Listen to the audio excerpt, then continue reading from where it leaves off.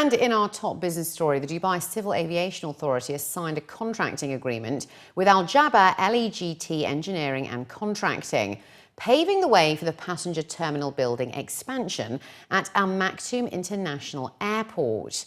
According to Emirates news agency WAM, His Highness Sheikh Ahmed bin Zayed Al Maktoum, the President of Dubai Civil Aviation Authority, Chairman and Chief Executive of Emirates Airline and Group, and Chairman of Dubai Aviation City Corporation, signed the agreement, which will increase the passenger terminal building from just over 66,000 square metres to nearly 145,600 during its first phase, which should be completed by June 2017.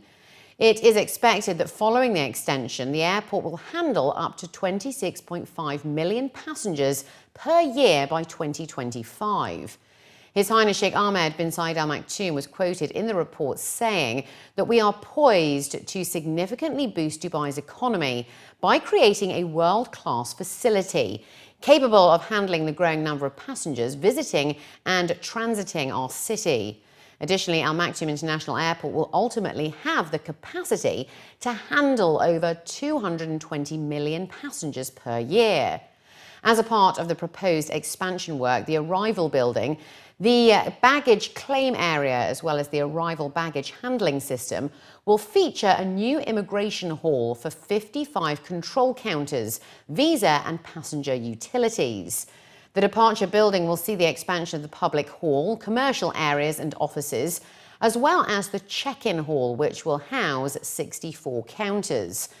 Expansions will also include 12 new boarding lounges and the extension of the immigration transfer and security area. GCC member states have decided to cut telecom roaming rates for voice calls, outgoing SMSs and mobile data services from the 1st of April this year. According to news agency WAM, a senior GCC official made the announcement, stating that an average 40% cut will be in effect in the first phase of new reduction rates, while incoming SMS application will remain free. Abdullah bin Juma al-Shibli, the Assistant Secretary General for Economic Affairs of the Secretariat of the GCC, noted that mobile phone users in the GCC member states could save up to $1.13 billion, boosting social welfare by $404 million. He added that a GCC technical team will monitor the prices regularly and submit recommendations to the GCC Ministerial Committee for Post, Telecommunications and Information Technology. The UAE has climbed the ranks to become the second most popular destination in the global Muslim travel market. The MasterCard-Crescent Rating Global Muslim Travel Index 2016 covers 130 destinations, and the UAE now stands in the second position behind Malaysia, with Turkey, Indonesia and Qatar rounding off the top 5. Bahrain became the biggest mover, jumping 4 spots to take the 10th position.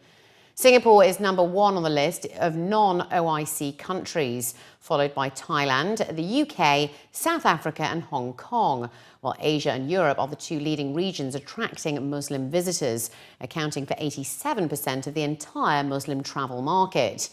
In 2015, the estimated total Muslim visitor arrivals were 117 million, representing 10% of the entire travel economy. And this is expected to grow to 168 million in 2020, spending over $200 billion.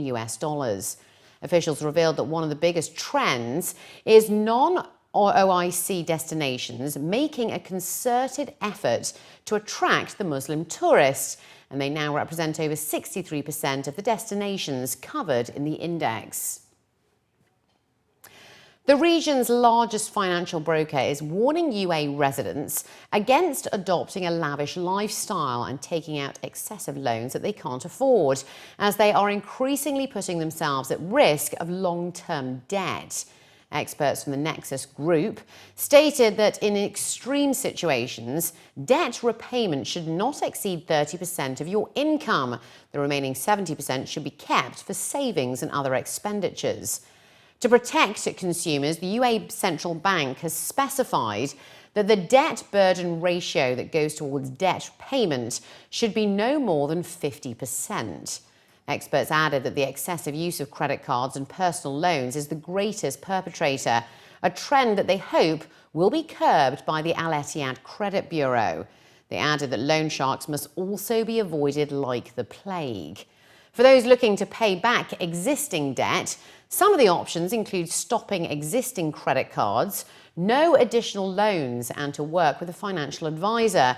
And in order to save, experts advise to place savings in a bond or somewhere it cannot be easily accessed when tempted to make an impulse purchase.